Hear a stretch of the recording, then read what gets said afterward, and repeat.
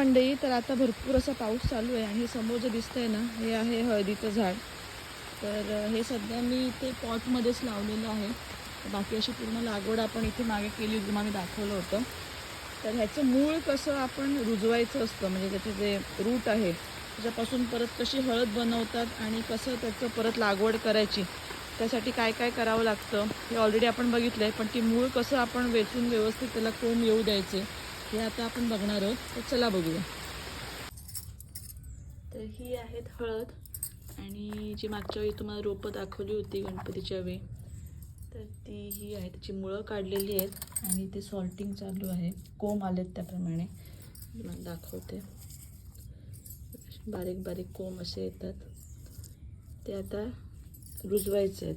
ही हळकुंड आहे, मागच्या वर्षी आपण लावली होती. त्यातली मदर हळकुंड असतात त्या ठेवल्या होत्या. मदर हळकुंड म्हणजे लेकूरवाळी हळकुंड असतात की ज्याला फाटे फुटतात, ते मेन जे आहे ते त्याला ठेवत आहे मदर. आता ही आहे, ही मदर आणि हे फाटे असतात.